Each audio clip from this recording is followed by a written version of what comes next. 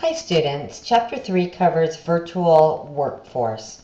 I have chosen a few slides from this PowerPoint presentation that I want to highlight and discuss with you. Did you know that the number of Americans who worked remotely per month has increased by over 50% in the last couple of years versus in 2005 and 2006? A teleworker is an individual who uses telecommunications technology to work full or part-time at home or at some other mobile work environment. A virtual assistant is a self-employed person who uses telecommunications technology to provide administrative or technical service to clients for a fee. A virtual assistant owns their own business and is considered an entrepreneur. Whether a teleworker or a virtual assistant, certain characteristics are needed to be successful. Some of these characteristics may be innate, meaning you were born with the ability or behavior, and if they're not, they certainly can be learned behaviors. Working as a teleworker or in a home-based workplace means that you will encounter a number of distractions. Therefore, by being disciplined is very, very important so that you avoid distractions.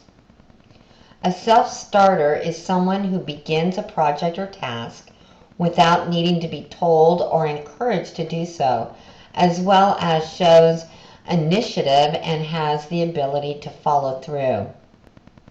The ability to work independently is also important. You will need to problem solve on your own. As in a traditional workplace, you can call technical support or ask a coworker for assistance. Unfortunately, this is not the case as a virtual worker. Organization is very important in any job, although particularly so in a non-traditional office environment.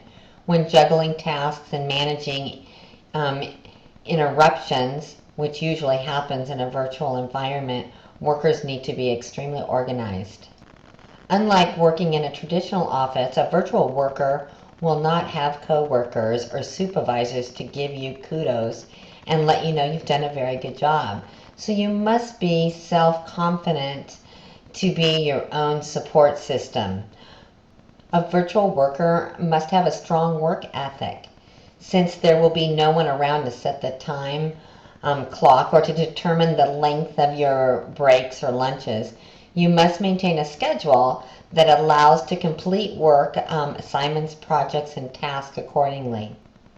The following skills are necessary to be effective as a virtual workforce worker: planning, communications, technology, and the commitment for lifelong learning. Planning skills are important, and you must have an idea of what you're going to do and how you're going to accomplish it.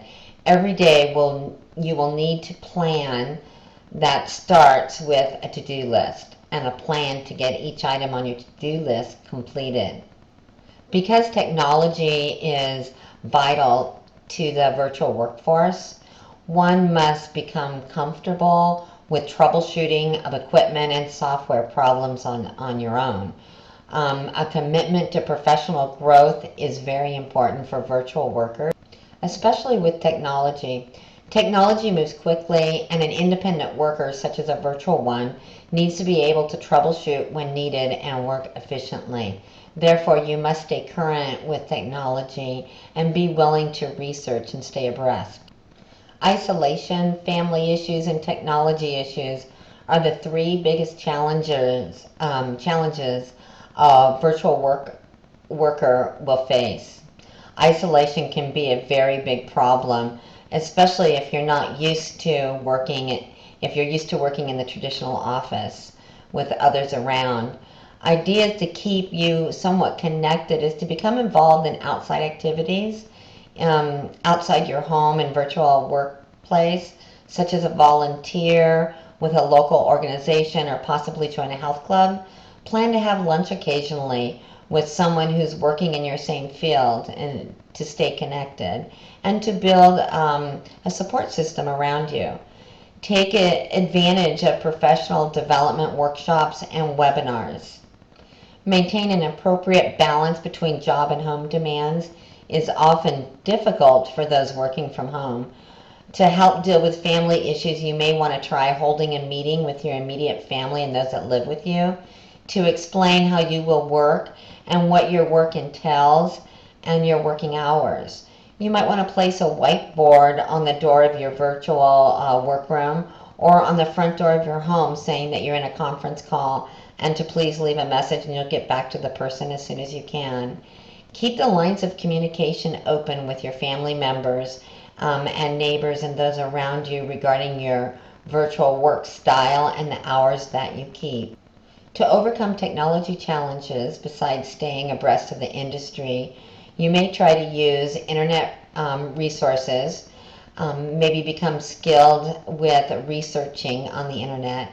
Keep phone numbers and logs from technical support centers for your software programs and maybe technical support centers you found on the internet. And then also keep the phone numbers and a log close to you of your internet provider. I would recommend too that you keep a relationship, build relationships, those with people in tech support companies that you may meet, especially if you're somewhat tech challenged a bit. That would be a good suggestion. Please take a few minutes to review the virtual assistant link certification on this site. If you do not plan to, if you plan to be an entrepreneur as a virtual assistant, you should plan to get certified or a certification that will let potential clients know that you're qualified to handle the services that you will be offering. The virtual office has no physical form. The virtual office simulates a business location through the use of telecommunications and computer links. And this could be your car, a hotel room, a coffee shop, a home office. In conclusion, it is my goal as your instructor to help you achieve the learning objectives for this Chapter 3. And I'm confident that the delivery of the above presentation will assist you in obtaining them.